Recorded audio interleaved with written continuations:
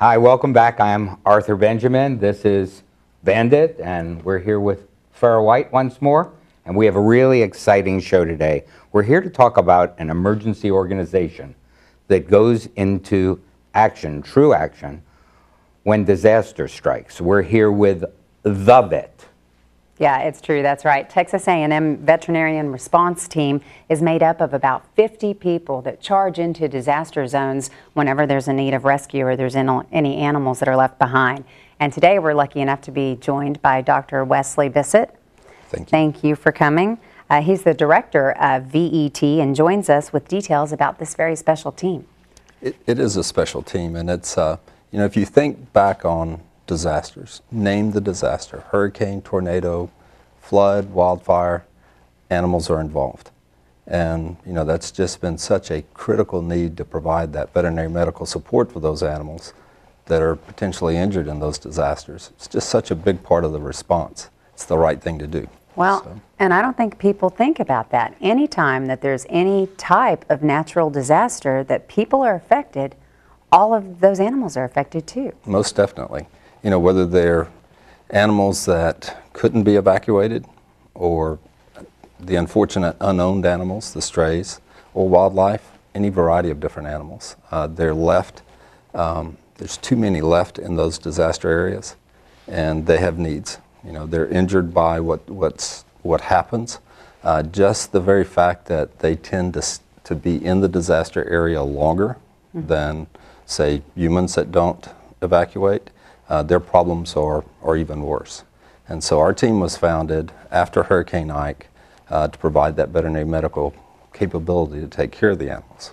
I don't know that you know this, but actually American Dog Rescue got its start after Hurricane Katrina because of the animals that had been left behind. And it's very interesting to me that you can support a long-term commitment, as you've just finished, with Bastrop fires. Yes, sir. A good part of this country has suffered from fires this year, and obviously that area suffered from major fires in UNN, and were asked to stay for a very long period of time. How do you do that? It takes teamwork, and it takes planning to basically to support yourself as you go into those areas. Our team has been fortunate through a variety of different mechanisms to where we do have significant response capabilities with us, self-supporting capabilities. We can wind up on site, as we did in Bastrop, and literally all we need is a flat piece of ground to set up our equipment. We have our own electricity, air conditioning, food, water. We take care of ourselves, and then it's very much a team. And so we're made up of veterinarians, technicians, other staff from the college, our senior veterinary medical students, that we can rotate in and out of a disaster area so that we can continue to provide that high level of care. But it's very much a team response. So you're talking about an area, I read an article, you have a 6,000 square foot tent that's actually air conditioned? It's multiple tents. So we have 11 tents that equal up to a little over 6,000 square feet. And yes, they're climate controlled. They have hot and cold running water. Very nice response capability. In addition to that, we've got several trailers, a 53-foot trailer that we use for command and control. A variety of different activities go on in that trailer. We've got a surgical suite that's trailer-based. And then we've got a multi-platform trailer that we're actually changing to become even more operational, if you will. So we have a lot of capacity. Speaking of that, the rotation, you did something for the first time in the United States this year with your senior medical students in May, a training rotation that ran 2 weeks? Yes, sir. And it simulated what? Okay, and this actually, that rotation started from the Bastrop response. We polled the students after the deployment. What did this deployment mean to your professional development? And you got responses back like it was a life-changing event. We learned so much more than just veterinary medicine: teamwork, communication, leadership, value of public service, value of stepping in when bad things happen. And because of that, we decided we want every one of our students to get that. And so we developed a 2-week rotation. It's required rotation. All of our students take it. And basically, they'll start the 2-week rotation in the pre-disaster stage. So we place them all in a county in the state of Texas. And we say, this is the impending disaster that's headed your way. You need to plan to respond. You need to plan to mitigate, to lessen animal issues. You need to plan to take care of animals that are injured. And so they work through that process. And then as we move into the second part of the rotation, then they actually have to put their plans into action. And we do that through computer simulations. We use a program called Second Life, and we've invested in the development of a disaster island, if you will. It's basically a hurricane scenario where we've got damaged buildings, injured animals. The students virtually go into this area and deal with animals. We have the capacity to have different people come in that may create problems for them or give them new challenges. And they have to actually make those decisions on the fly in an emergency situation. And it's really interesting, and it goes back to, you may question, well, how effective is that? Well, the airline industry uses it very effectively. And as we've worked on it and worked with this program, it's interesting because you can stand behind the students and you can see their stress level rise. Their respiration rates goes up and they get into the scene. And it's a very realistic event for them. Oh, I can imagine. And I'm sure they learn a great deal, and they're actually graded on that. Yes. So it is an intense rotation. We have high expectations of our students. Mm-hmm. I'll put up our students against anybody's in the country. We have very good students, and they rise to the challenge. And I want you to just think about the value of that. 140 roughly students a year going out around our state and our country, well-versed in emergency management. They're going to make things better.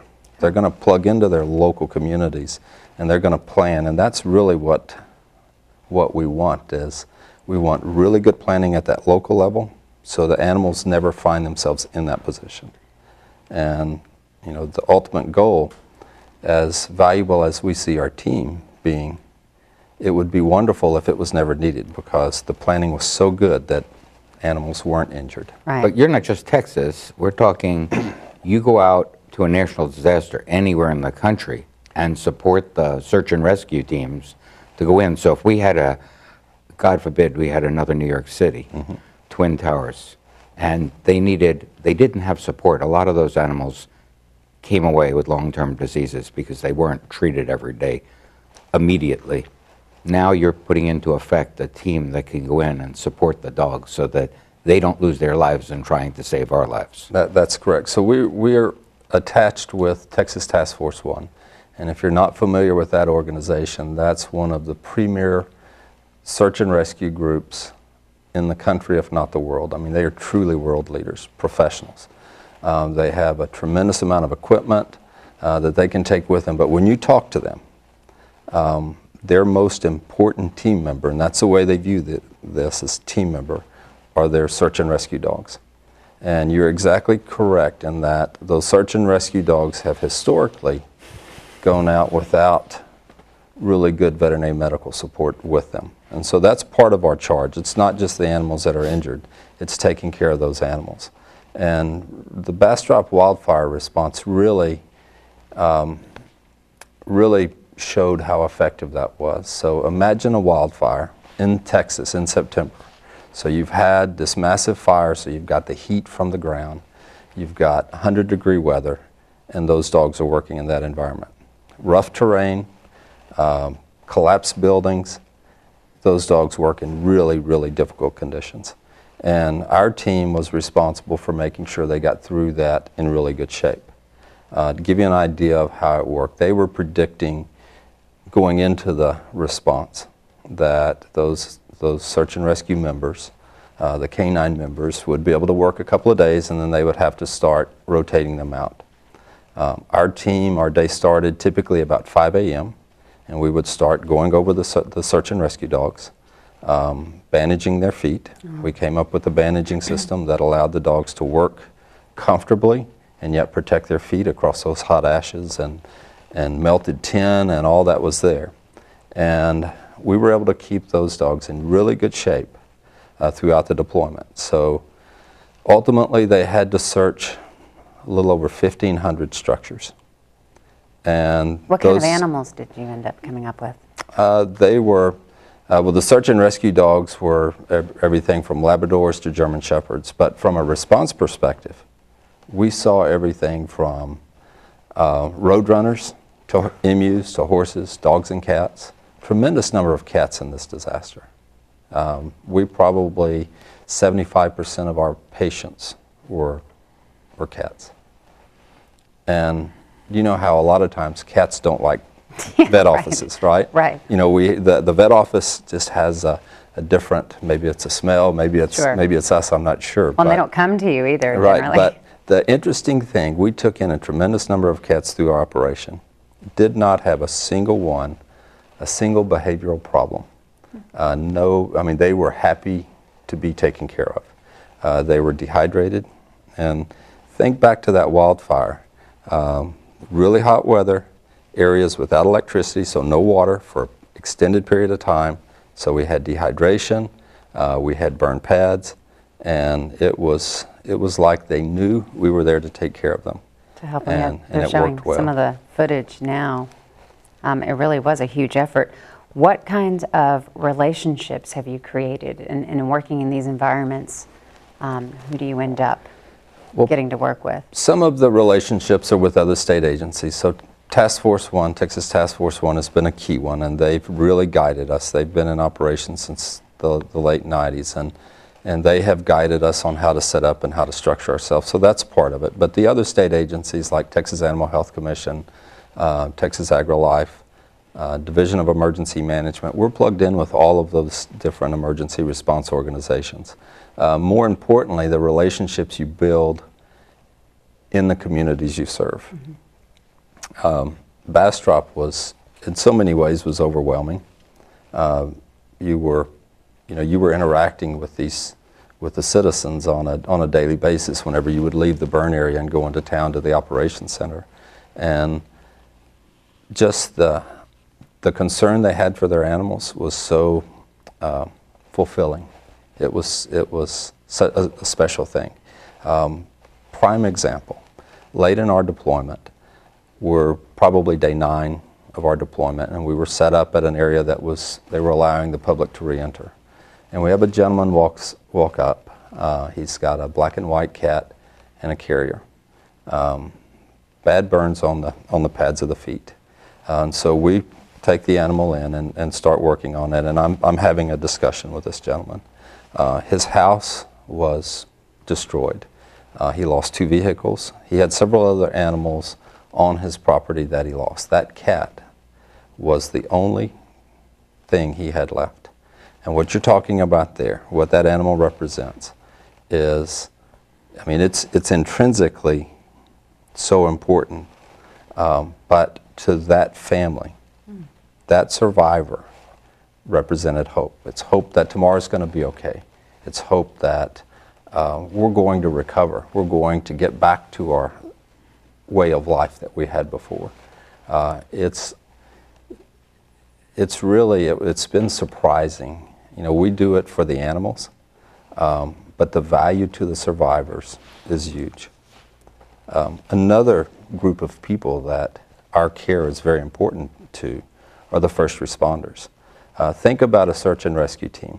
And if you look back in history, they were there for the people. They had to leave the animals behind.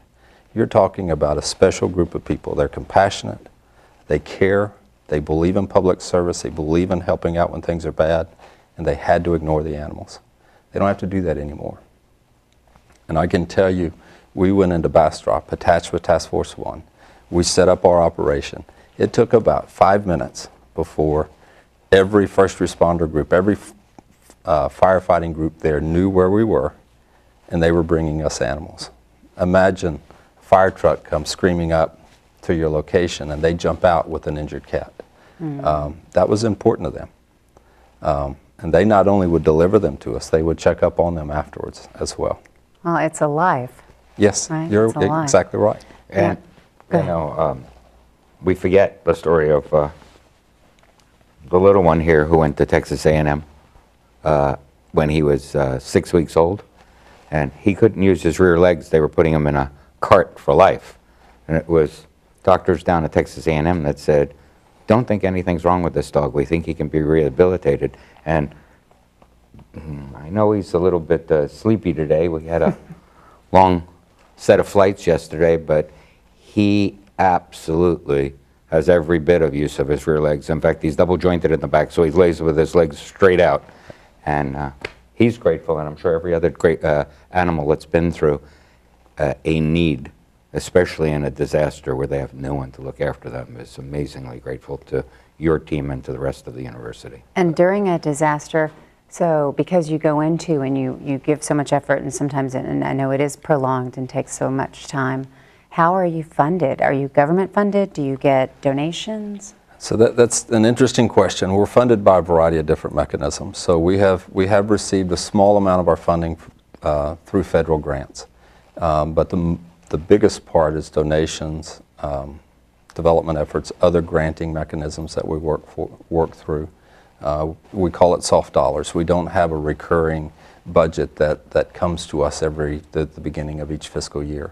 Oh. And then also the college, through my salary and the salary of other members of the team, they support us that way as well. But that's an active part of what we do is try to develop the funding to get even better.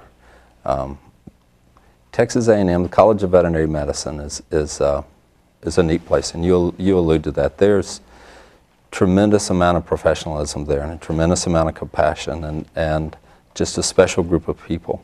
And so we work very diligently to make sure that group of people have what they need to go out and do the good that they do. How much does it cost to run the veterinary emergency team, VET, each year? Each year we're up around $250,000, and that's not counting purchases. We have, just as an example, the tent systems that we were talking about, you're talking $30,000 to $40,000 a tent. And so, the response equipment is expensive, and that takes, we have to look for special funding opportunities to increase our capacity there. So if one of our viewers is looking in and they say, I want to help, I'd like to give them a tent, can you embroider their name on the side of the tent or give them a little recognition for that kind of donation? So we have, basically what we do is, and I've alluded to, it's a team. Yeah. And it's not just the team at the College of Veterinary Medicine, it's our team of supporters as well. And on the back of our trailers, we have, it's partnerships and response, emergency response and education. And we'll put up names, logos if it's a company, because it is very much a team effort. And a team member is not just someone that goes in the field, it's someone that supports us. It's some of our faculty and staff that can't deploy. It's a variety of different people make what happens happen. Yeah, well, it takes a village. It very much so. They say, to do that. Very much so. We want to tell our viewers how to get in touch with you and to make donations if they would care to. Absolutely, so that hopefully some of your goals for the team can be helped this year, and maybe some hopes you have even for the future. So for the public, if there's any way that you want to help and you want to learn more just in general about Texas A&M Veterinary Emergency Team, you can visit their website at vetmed.tamu.edu/vet/giving. And we'll also have this information on our website, americandogrescue.org. Really want to thank you, Wesley Bisset, Doctor, for being here today and giving us so much information about all of the different rescue efforts we do. I know the animals are grateful. Well, thank you for having me. I love to talk about this, so this is great. Absolutely. Well, and it's nice. People, I don't think, realize what all goes into it, and it really does take a village. So please help if you can. They need your support. And we'll be right back.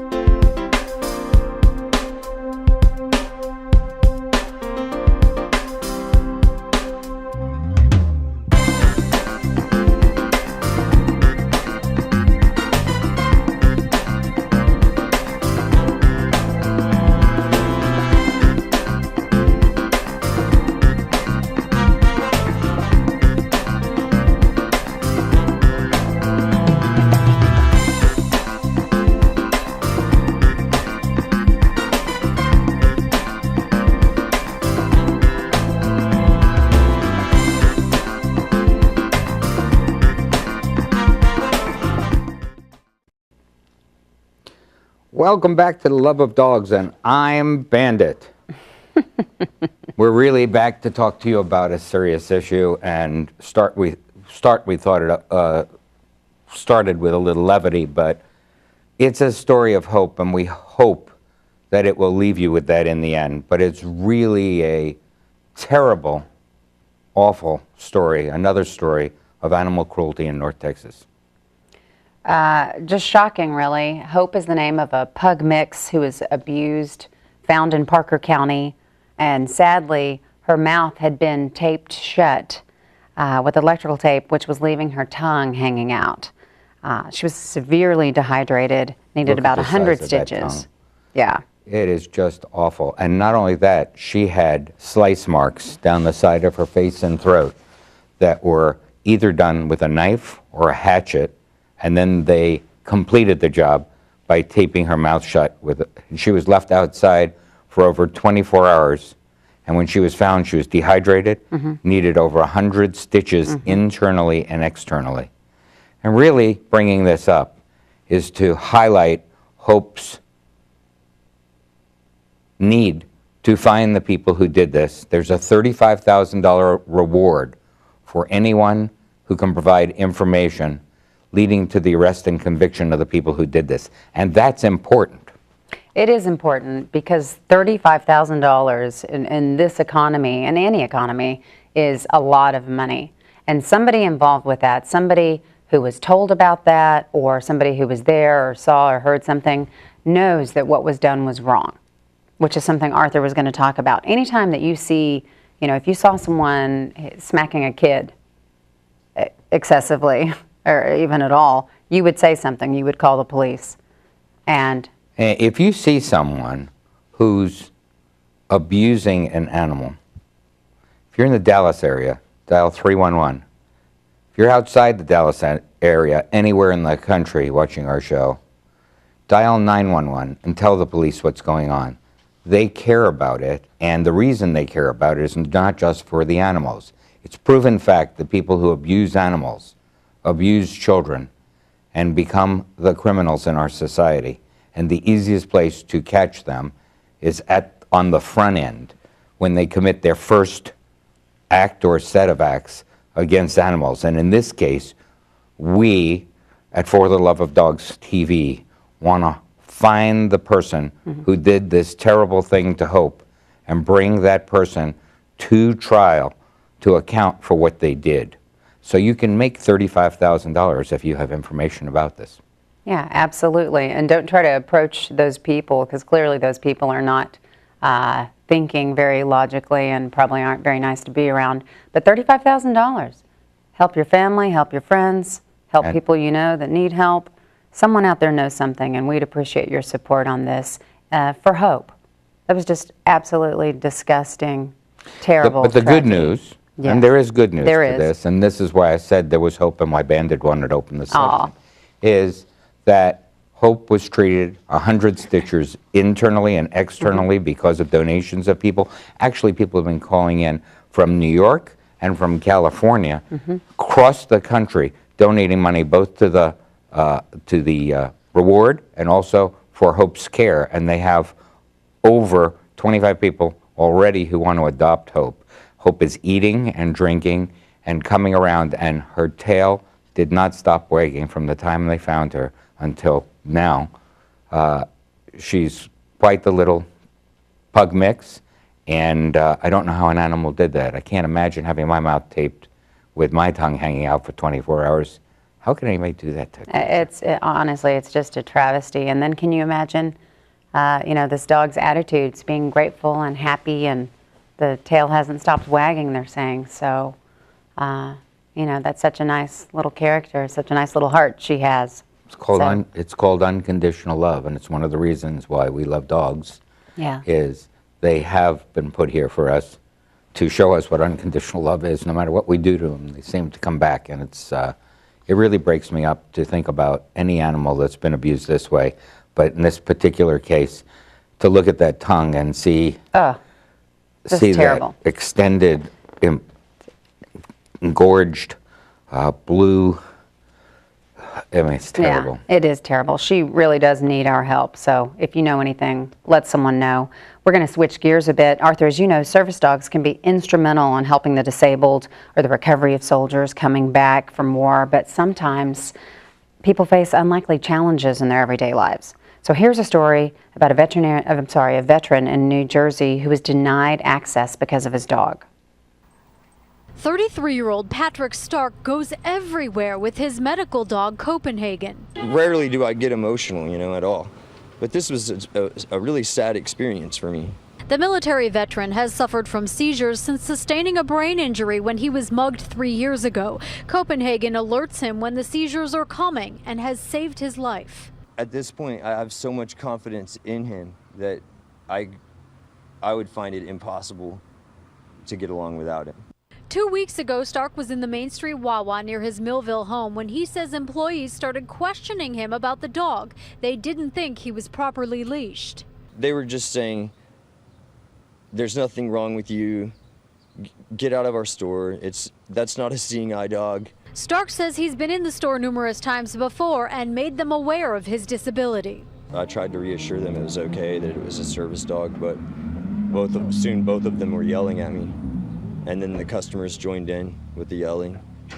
And I asked who was in charge, that I would show all the paperwork they want. But still, Stark was asked to leave. In a statement, Wawa says, "We apologize for any inconvenience or issues we caused Mr. Stark. Qualified service dogs are permitted in all Wawa stores. Because we are a food establishment, we have to comply with strict Board of Health regulations which do not permit pets in our stores. But of course, qualified service animals are permitted and welcome." Stark says he doesn't feel he was offered a real apology, and not only will he not return, but he's now considering legal action. Wawa tells us tonight the company is now re-emphasizing protocol related to service animals with the team at this store. In Millville, New Jersey, I'm Diana Rocco, CBS 3 Eyewitness News. Well, thanks to Dr. Bisset today. You can always follow us on AmericanDogRescue.org. Yes, and follow us on Facebook, Twitter, and YouTube. See you next week.